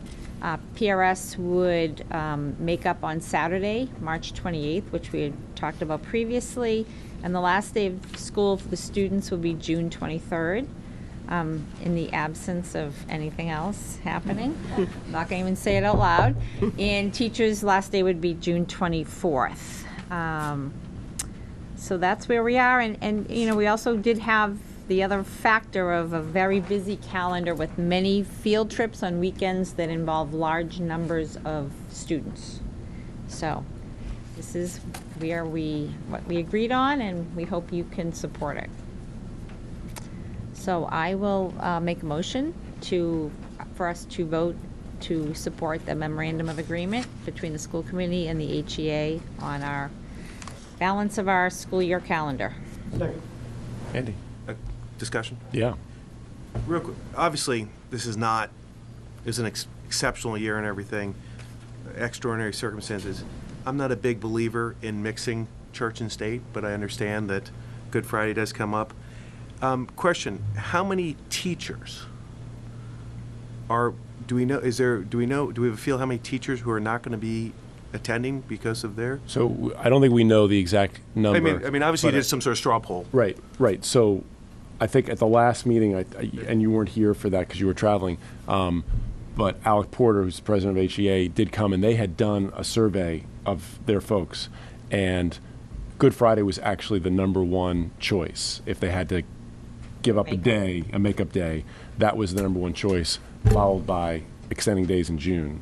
Right, I heard that part, but I didn't know how many. I also heard that some teachers said that they were going to put in for a personal day, so I hope it doesn't offset. Do you know how many? No, I don't know the number, but we have a process, and we, I think, have been in our discussion and public about saying that if, someone has an unavoidable conflict, travel plans that had been made and can be documented, appointments that had been made prior and could be documented, that those people will take a personal day or a health day, whatever it might be. So we are anticipating, because it was a popular choice, that we'll get some people who will not be there, but that happens every day of the year, that somebody can't be in school for one reason or another, and usually it's for a personal day or professional day. We're not going to have any professional days on that day, and so it would be either a personal day or a medical day, which they have a right to take. So we're anticipating, good faith on everybody's part, and that we'll certainly find a way to work around those things that are unavoidable, plans that were made in good faith that can't be changed. But we don't anticipate that this is going to be a problem in terms of teachers or students. I mean, there will be some who won't get there, but when you look at the options that were in front of us, there are options. There were no good options, and so it's a matter of looking at, what is the least impact in terms of attendance on both sides. But both sides want to have good attendance, and we're hopeful that parents will be cooperative as well about that. I did meet on Thursday. We had a lengthy discussion at our principals meeting on Thursday just to iron out those details that parents are looking for. Well, what time, what will the bus schedule be? And if it's a 2-hour release, is it the 2-hour release that we have when we have a release for conferences, or is it the 2-hour release that we have for Professional Development Day? In this case, it's the latter. We met with our Kids in Action coordinator. Kids in Action will happen on the Good Friday. Kids in Action will not happen on the Saturday day of Makeup at Plymouth River. So we've tried to iron out all the details, and the principals are all ready tomorrow morning to get information out to the parents about those details. So we haven't had experience with Good Friday before, so we don't have a track record for that.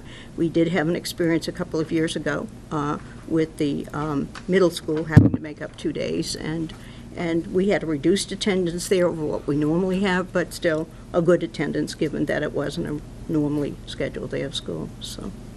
Yeah, I mean, I can tell you that I read, maybe it was about a week ago, that Easton, the school committee, voted for next year, because I think they had many more snow days than we even did.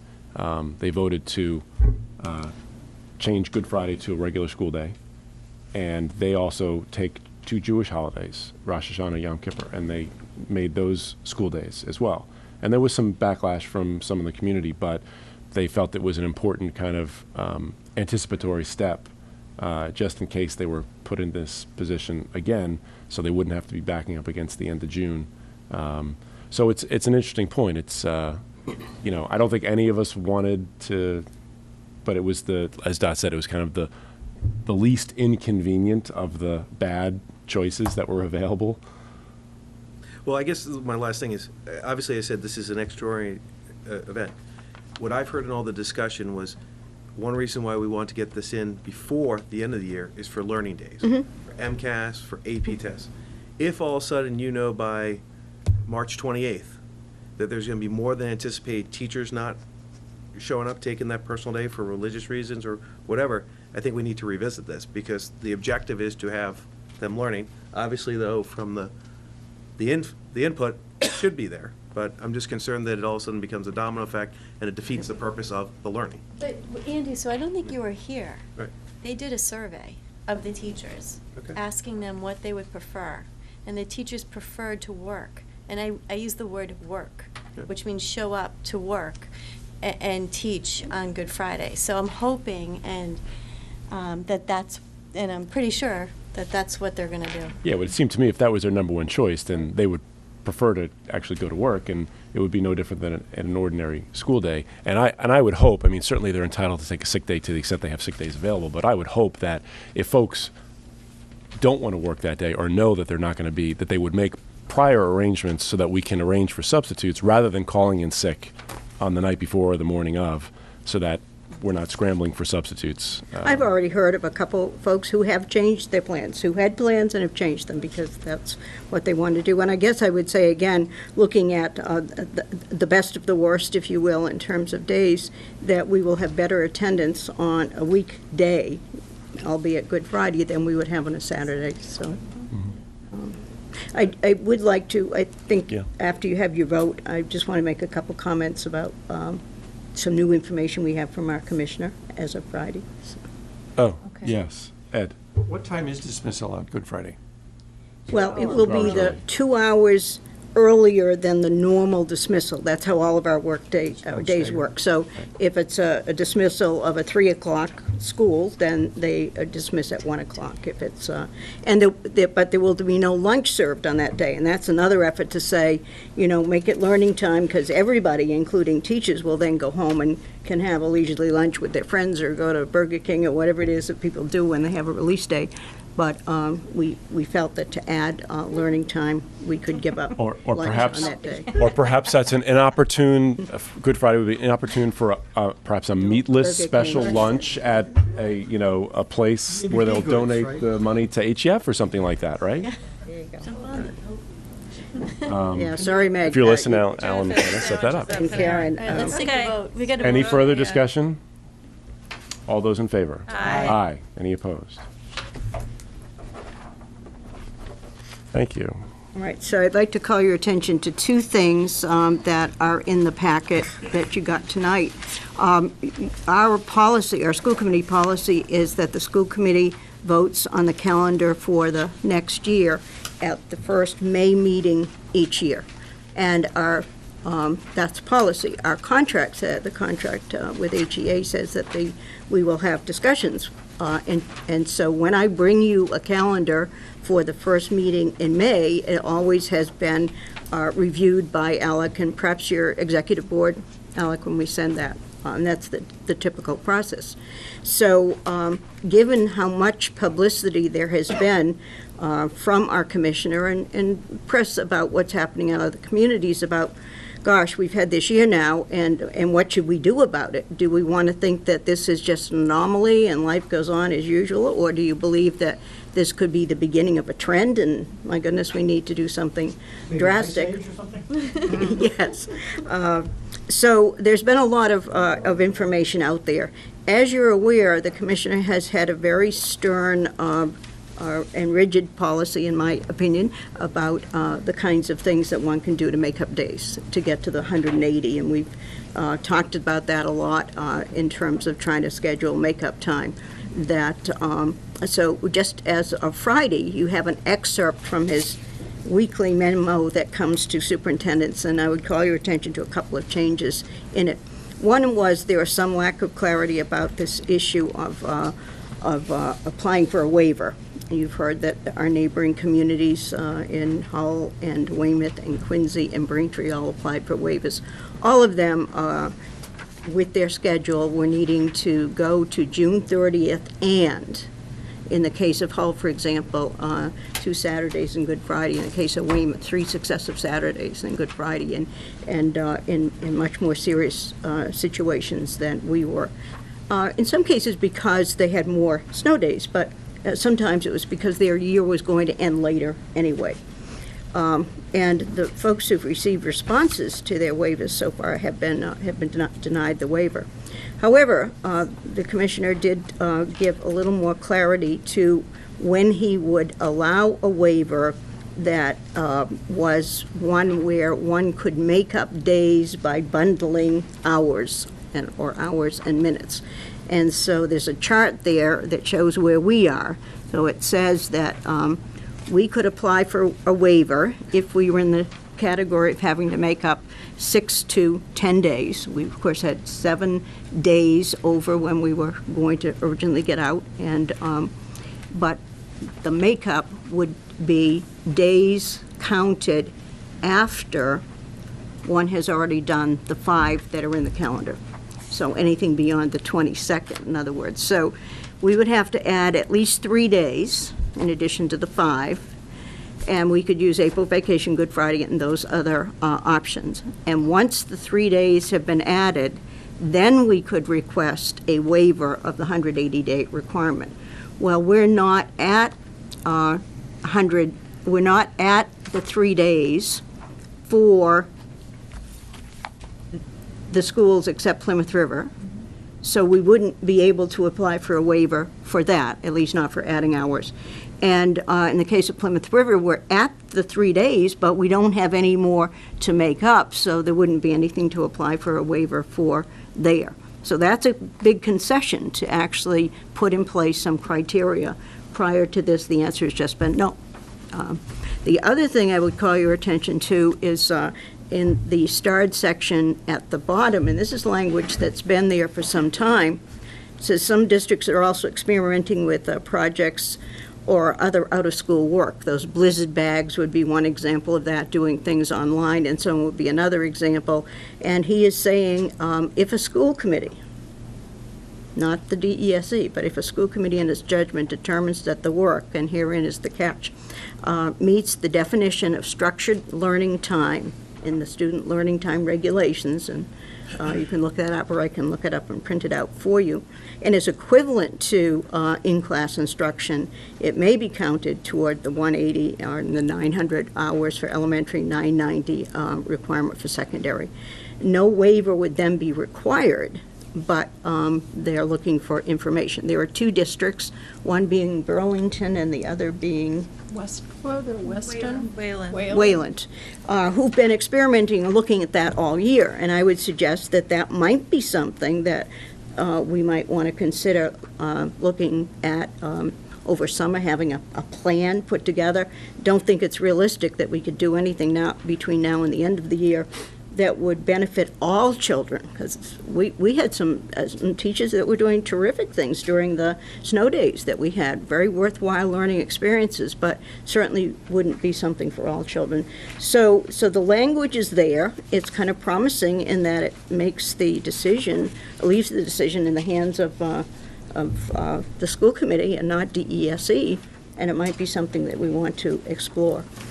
I did put in the packet because while we don't need to discuss tonight what the calendar should look like for next year, you really need to look at all the pieces of the calendar so that we're in a position when I come to you with a recommendation, and likely we'll sit down with Alec before that, is some things to note about next year's calendar. One is the Labor Day is on the 7th, so school would start on the 8th, so that's a week later. So fortunately, that wasn't this year, but if next year will like this year. On the other hand, if you look at the break, at the holiday break, that because the holiday is on a Friday, instead of having 8 school days that we have for that break, next year there would be 7, so you pick up a day, there. But look at the 180th day projected. If we did things as we have in the past, in other words, starting the day after Labor Day, then June 20th would be the day, would be the 180th day, and so give some thought to what options we might want to consider. I'm certainly going to be doing that and talking with the principals and with Ellen and with Alec, and we'll have a recommendation for you, but certainly I'd be interested in people's feedback before we get to that point, and that's the reason this is here. So, question at the end of his weekly update, he indicates that a number of districts are exploring 1 full week's vacation in March, along with the long weekend. And is that actually true? I think a fair number are. Because I think if someone's going to do that, everybody has to do it. Exactly. And I do have a survey that was done. He certainly has been pushing that. And I do know that there are a lot of superintendents who are supportive of that. think you probably have to look at it district by district, for example.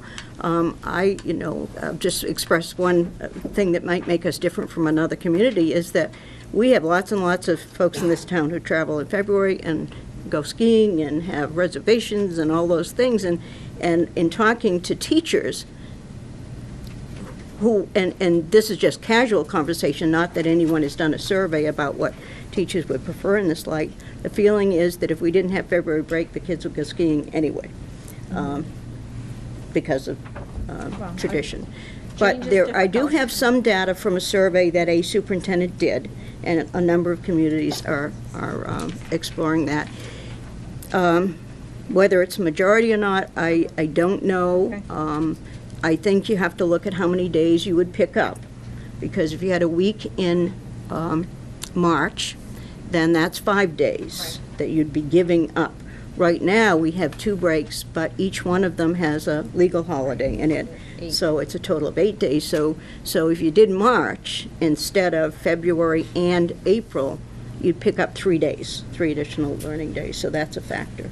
But you're right that it doesn't work if we do it and no one else in our neighborhood does it, and you end up with a situation where people work in one town and their children go to school and they live in another town, and essentially they have no break for that matter. So those are all things that are boiling around. It's certainly something that the commission has advocated for, and we'll see. It was a move a number of years ago, maybe 10, or maybe even more years ago, when a number of communities did decide to go to the march, and I believe that all of them have moved back. I don't know all the reasons for why that was, but, and it may be that not everybody did the same thing. But this is just here for you to give some thought to where do we want to go? Do we want to think about things like the blizzard bag concept as a way of having at least a day in our bag for some future use? But now's the time to do the thinking before you actually have to take a vote. So just a follow-up word on the waiver. So, I get that a lot of other towns who are in worse situations than we were perhaps a little critical when they heard that we were proposing to seek a waiver. But I would just remind you, so what you just read from, Dot, is Commissioner's Weekly Update. So that's Commissioner's interpretation of a policy statement by the DESE, right? So it's It's actually his statement. It's his statement about what he's willing to allow. Right, but the policy is not just his alone, it's the whole DESE. It doesn't just, he's not the sole arbiter. And the other thing, too, is that there's a law that governs this, and it says, it's a state regulation, it's 603 CMR 2700. 2706 is waivers.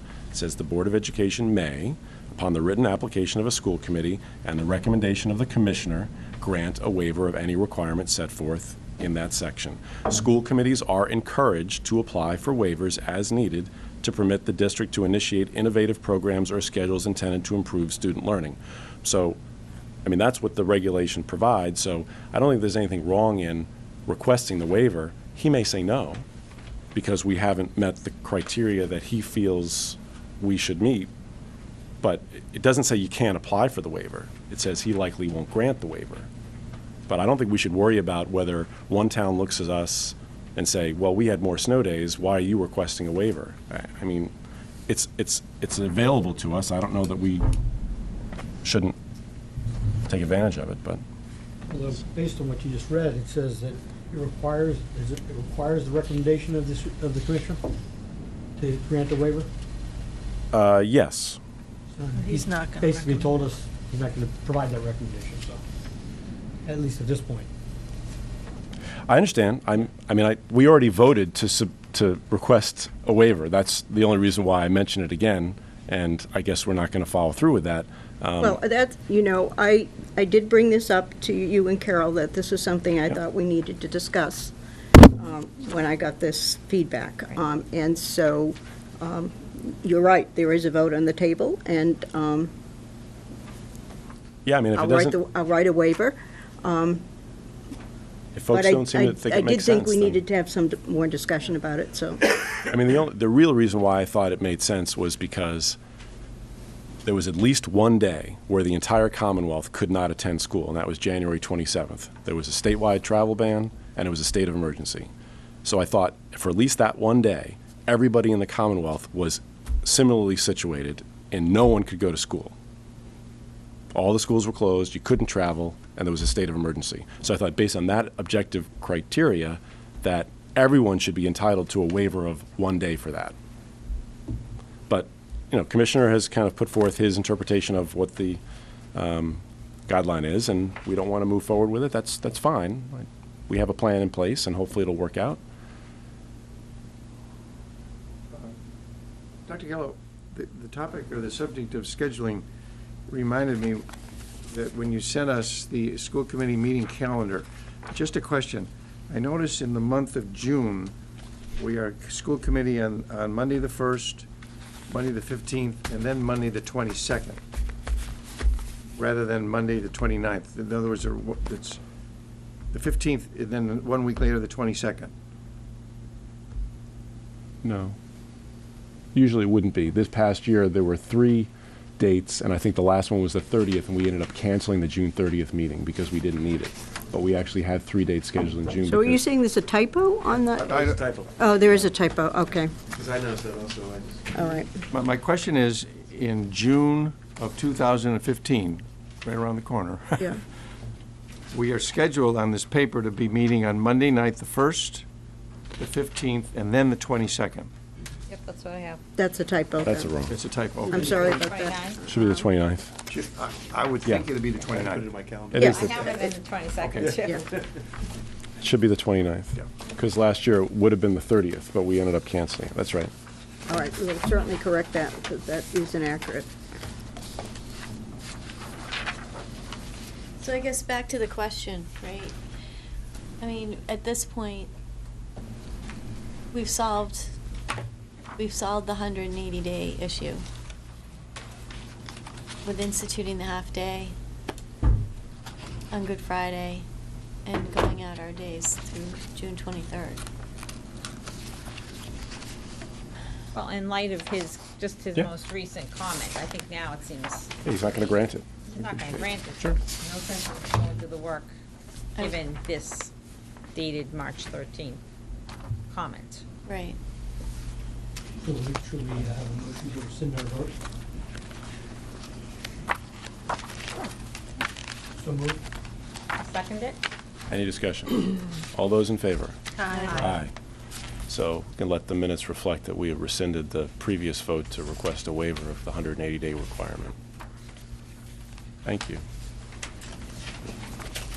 I think we need to go back to the calendar. Okay.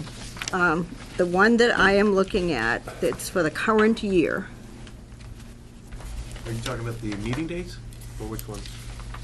Can you say go back to the School calendar? committee yeah, the school committee meeting dates, Okay, I'm yeah. sorry, yes, Yeah. school committee meeting dates. We're looking at the revised February 23rd, 15. Right. And this was actually prepared just for the purposes of telling us the reports. Am I reading it? No, there were two things. She revised the calendar when we made the changes in March and April. Mhm. So she revised that calendar, and that April's wrong. April only has one report. shows the 1st, the 15th, and the 22nd, which is a Monday. You're right, I'm not sure why that she's got the 29th there. There's no good reason for No, that. but so what we're looking at is just, this is not going to have all the meeting dates because this is only the schedule of reports. Okay. So there are other dates not on there because we don't have reports on those days. No, this is regular meetings. No, this is No, the meeting talking about the date one that thing we- that Pam revised, Oh, okay. and there definitely is. Where is that second? Is that in the packet No, tonight? this is just, It was sent to it, I just, it just has that. Oh, okay. I don't have that in front of me. Okay. So that says the It 22nd? says the Says 22nd. Should be the 29th. And it should be the 29th. That's correct. You can go 11 now. Yes. Okay, what's next? Okay.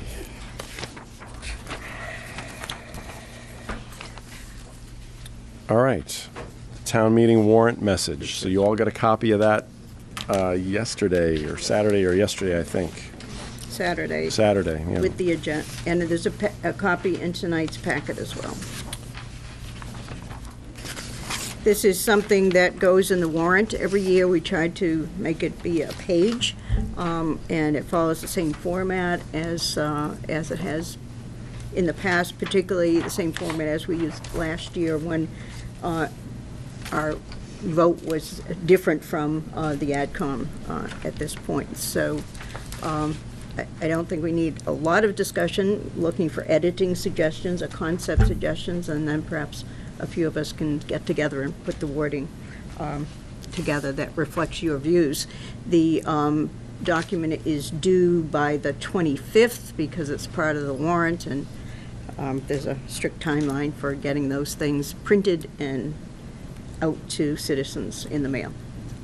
Well, I sent Dot a few comments, couple of edits. Liza's doesn't have a comma after her name. Yeah, I had a couple of obligations Yeah. in the first paragraph.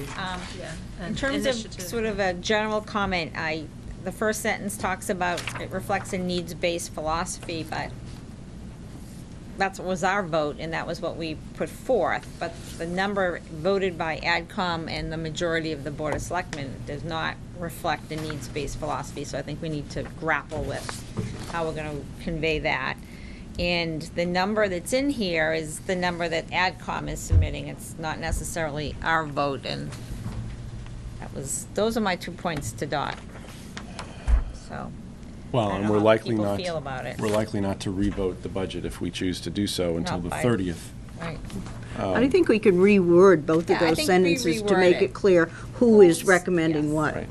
I mean, for instance, you could say in the first line, the budget proposed by the school committee reflected a needs-based Yes. philosophy. Yes. I mean, Right. it certainly did. And then we can, I don't know, we can work on that. So if anyone has suggested edits, you could pass them up to Dot. And The only thing in that same regard, I think we probably ought to memorialize, if you will, in here, those things that we felt were needs-based and of high priority that in fact were not funded. Again, has nothing against, nothing untoward about it was a very collaborative process. Everybody, I think, was pretty reasonable. But the additional staff at the high school we talked about and some other But you things. don't really know Right. how that's going to get, we'll decide that. Right. Because it's not. Later, we I don't mean, know what. Even though they use those categories Right. for purposes of working on it, ultimately, and Tom maintained this the whole time, No, I that understand. how we choose to allocate the funds is. So we may very well fund those anyway. I guess if we're gonna continue to put in here what the town is being asked to approve. Yeah. And we're gonna say that our original budget reflected a needs-based budget, the difference between that could, maybe you do it that way, could impact our ability to, address Yeah. growth in the high school population or other things that we think we may have to cut back on. And again, I don't think it's not a positive, but Oh, that's- it's just a realistic that's- That's a statement fair of the point. reality. Because I think it's at a 445,000 that was cut from what we proposed, I think it's fair to say that we might be able to find a way to, Do something. do some do of that. something, but Right. certainly not all of it. Right. So that's a fair point. Good. Okay. So by the end of the meeting, if you want to hand up any edits or follow up with Dot offline, that's great. And we'll get that done in the next. And certainly while we don't meet again days. before the 25th, I can send you all out another copy just to be sure that we caught the essence of suggestions and also that we caught all edits. Okay. We have some trips. Let's look at great trips. So first you've got Berlin, Prague, and the Swiss Alps. Jeez. Sounds fabulous. So there was a typo on this that I think It Dot wasn't so much a raised. typo, it was the question A was misunderstanding. misread. So the estimated cost, that's the suggested spending money rather than the cost, which is $3,100. And I Say, was that's gonna a volunteer to bargain. chaperone. Yeah, I can I sign go? up. Yeah. I read these things, and I even highlighted that. How are they going to do that? Yeah. And then the high school trip to New York City for the music folks. And this is an annual trip that they take, isn't it? Yeah, music, they sometimes go to other places. Yeah. But they go into New York. It's coming up in March, later in March. Yep. Okay, John, so we have a purchase order, which probably is the last, we hope, Yeah, it's the. associated with the Fields I'm asking for project. an increase in the purchase order as we start to close out the Fields project. I've got final bills really from PAR. I also got one from RAD too, which I'm holding because I want to make sure the grass grows. Oh, yeah, Yeah. we're not going to pay any RAD bills until they come back and Right. finish the work in the spring, yeah. Right. So with PAR, we had, on July 1st or last year, we increased their PO by $10,000 to cover some additional OPM services. What I'm asking for now is that we have an outstanding balance of $4,557.58, but only $1,800 left on the PO, so I'm asking for an increase of $2,748.68, which I believe should be the last payment that we would make to PAR, which would cover the entire outstanding balance. The last billing they had was November. November. It was November Yeah. for $330, but there was outstanding bills because I hadn't paid them because, I didn't want to exceed the PO and. Right, and that was, you may recall that into the fall, that there was still work being completed by RAD, and even in early November, the parking lot islands were finishing being graded the week of Election Day, and so PAR was on the job to make sure that that was all being done appropriately, and the as-built plans were being revised and filed as they needed to be, so we could move forward with the permitting sign-offs. It did cause them to spend a little bit more time and effort than we thought would be necessary, but I think it was certainly good time and effort. So I would recommend approval of that. Yeah, and from a budgetary perspective, I mean, the donations, the collections are in at $106,000. We still have another $100,000 of letters to collect. So we were actually running over the amount of money that we initially had budgeted. Then also, as I'm refining the budget, certain items, we had committed amounts, but we didn't expend all the amounts. So we are freeing up a few $1,000s here and there. So the budget could handle this amount.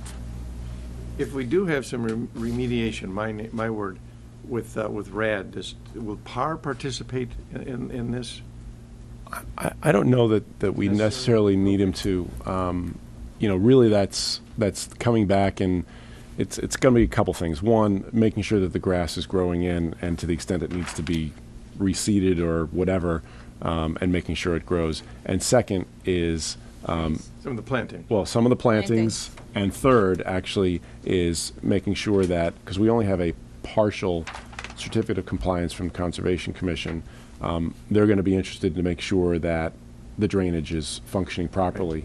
And, that'll, obviously, to the extent any other work needs to be done in association with that.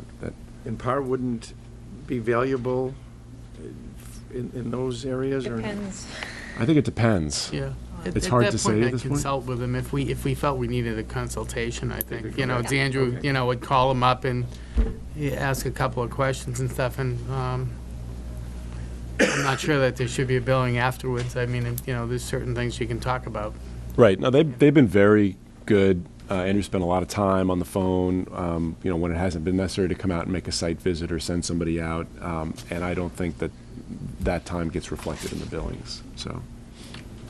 I mean, he said that November would be the last billing that he made.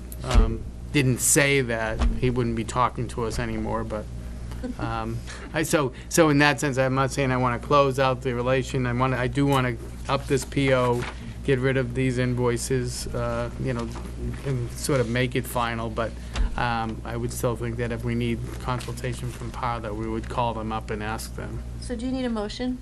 That'd be great. Okay, I'd like to make a motion that we increase the PO to, what's the amount, John? $2,748.68.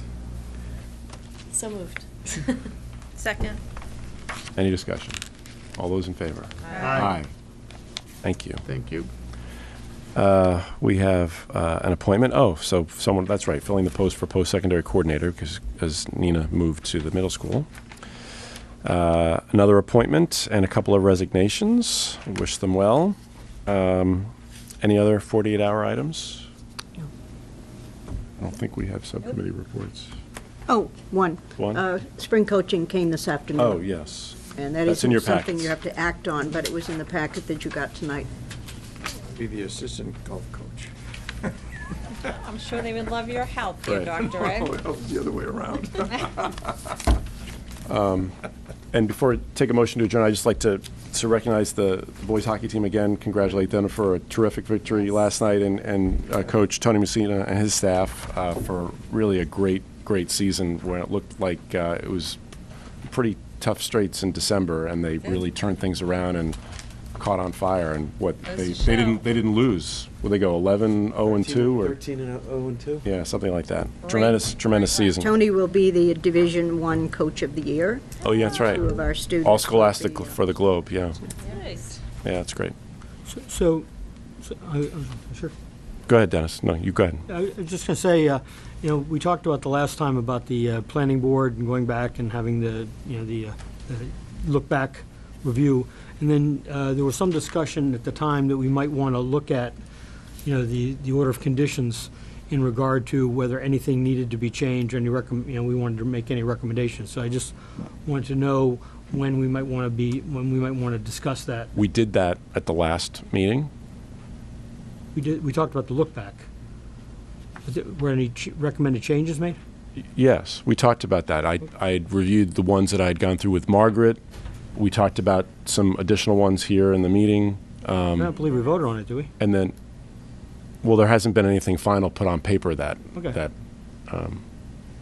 But I mean, do you want to review them now? No, I'm just saying, but before we present something to the planning board, I would assume we'd want to vote on that, or? Yeah, I don't know that there'll be an opportunity to something. If we want to have it sooner rather than later, we're not meeting until the 30th. So the application's being prepared right now based on the feedback that we had given at the last meeting, that Margaret had given, and that a number of youth sports presidents had given, which frankly wasn't that inconsistent with what we had talked about at all. So there's really nothing other than what we had talked about in here, and that what Margaret had suggested, that You have some things that you want to No, I just, my understanding was that there was going to be the meeting to do the look back, and after that, we would then discuss what we might recommend, any changes. There wasn't anything there that I see that's terribly, controversial, I wouldn't think, but, since we're asking the planning board to do something differently to change the order of conditions, I would Right. just have thought we might vote on it, so. But we did talk about it at length. Oh, we It was, did. I think, Yeah. in that, I think it was on the second. We talked about it, but I think you specifically said that we wouldn't, that wouldn't be presented to the planning board until after, till following meetings. I kind of thought it would be on our agenda, but if it's okay with everybody else, it's okay with me. I don't see much of a choice, Dennis. Yeah, I mean, I think there's a limited number of things that we're going to seek to change, because I don't think there's going to be an appetite to make a wholesale change to those conditions. And, I think it's pretty much consistent with what we've talked about and what Margaret has suggested based on her feedback from the coaches and other users. Just out of curiosity, did they allow us to decrease the amount of policemen required? We haven't done, We'll be seeking. yeah, so we are going to request that, and Margaret's certainly going to speak to that issue when we do get a hearing date. I hope to get the application in within the next week or less, and I don't know how quickly they'll schedule it. I don't know if it'll be in 2 weeks or in 4 weeks. They are going to have a public hearing, so they are going to send out notifications to butters and stuff. So it might be as many as like 4 weeks away. I mean, that's certainly something that Margaret felt strongly we should try to change, if we can. When we did go in to the planning board last Monday, Deputy Chief Olson was there, and he did say that, other than the initial problems with the sound, which were corrected and then tested later, and there were no concerns after that, he had no negative complaints. So there was, in fact, talked about how the parking worked well for large events and really no issues with that. So the hope is that we can kind of work together to come to a reasonable understanding. Would you like a motion to adjourn? Yes, I would. Motion? I'll second. All those in favor? Aye. Aye. Thank you.